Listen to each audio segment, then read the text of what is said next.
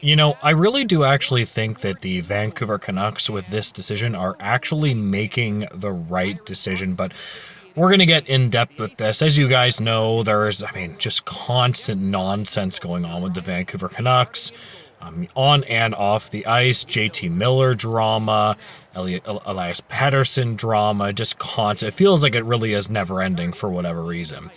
Now, they actually lost last night pretty brutally 5-1 to the LA Kings, who the LA Kings looked really good. I don't really know whether the LA Kings looked good or the Vancouver Canucks looked bad. Maybe it's a mixture of both. My gosh. JT Miller on that, I can't remember which exact goal it was, but I don't know if you guys saw that replay of JT Miller at the point. Atrocious defensive play. It looked like he was so disengaged. This is just absolutely disgusting stuff. From a veteran too like that, this is disgusting stuff. Come on. And listen, I don't know if the stuff in the media is affecting the guys. It probably seems like it's actually affecting the players in terms of maybe they're hearing what's going on in the media.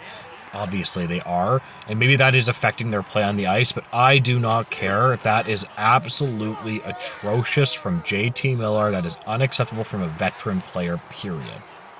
But the topic of the video is that we did get word that the Vancouver Canucks would, and I think this is from LeBron, would rather move JT Miller than Elias Pettersson.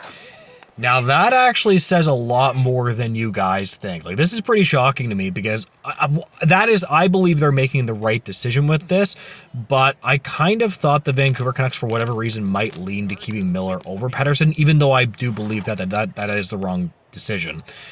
It kind of is a lot more telling of what's going on in the Vancouver Canucks dressing room. It really is a lot more telling than you think, because maybe the Vancouver Canucks do think that JT Miller is almost a little too hardcore and difficult to deal with as a teammate. That's very, very possible, right? Because essentially maybe they agree with what Elias Pettersson is saying about JT Miller. If you guys ever watched that YouTube video, it's going around lately. I think Elias Pettersson maybe last summer was talking about how much of a hothead JT Miller is.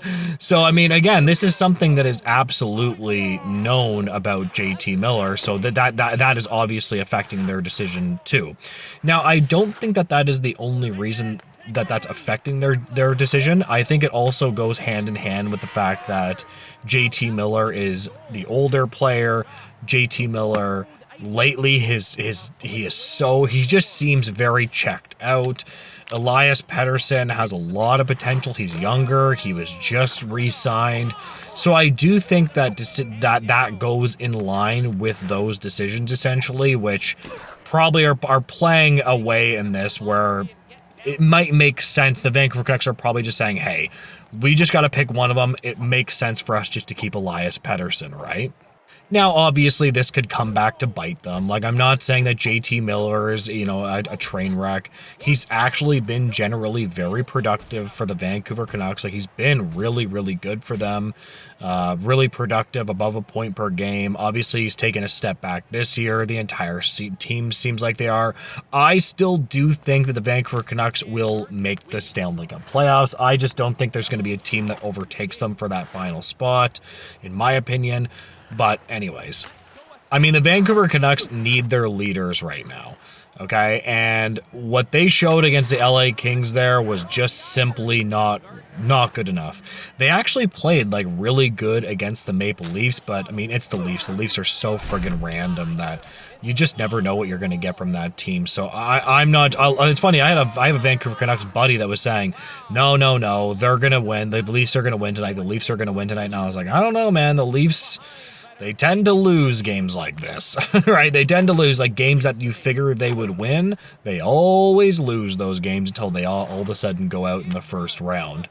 So I thought they looked good in that game, but this game against the LA Kings was just gross. And it is interesting, though, because right now the Calgary Flames, don't look now, but the Calgary Flames are actually 1 point up on the Vancouver Canucks. Like, they're struggling with the Calgary Flames for that position, for that positioning right now. Like, again, I still think the Vancouver Canucks are going to make the playoffs. Like, I'll put the information up on the screen, the current standings, but I mean, that's a lot closer than I thought it would be. I really do still perceive the Vancouver Canucks as a growing team. I think when it comes to the JT Miller stuff, they have to make the proper trade choice in terms of, like, you can't just trade him for nothing. You need to be smart here. You need to be forward thinking. You need to be logical. You need to make a hockey trade because remember, Vancouver Canucks fans are not going to be putting up with taking a step back, right? So it has to be the right trade. And hey, JT Miller is a hell of a player. That's a hell of a trade chip. You know, you're going to be able to get something for him. Not just something, but more than something. Like, this is not a team that is going to take draft picks and a young prospect unless the young prospect is like a blue chip prospect and he's a can't miss guy, then yeah, sure, why not? But I'm telling you right now, Vancouver Canucks fans obviously won't put up with it. Listen, can you imagine if that drama was happening in the Toronto Maple Leafs dressing room? Dude, I would be pissed. I'd be like, listen, you guys got to figure it out and get your stuff together. Now, to be fair, though, when talking about the Leafs, we did see the Leafs last year, you know, fighting each other on the bench. So this stuff, honestly, it does happen a lot more than you actually think in terms of drama in dressing rooms. You really don't think that, you know, pro hockey players get, you know, in each other's face. It happens all the time, and it's just stuff that we don't hear as fans, right? So this stuff happens all the time, obviously. These are grown men. I haven't seen it get out of hand like this from the Vancouver Canucks perspective in a while. Like, I certainly haven't seen stuff like this in a while. Like, I understand people are going to point out in the comments certain things that have happened in the past, but it just seems like this is going so far for almost no reason. So anyways, hopefully the Vancouver Canucks get back on track. They can, you know, start winning some games.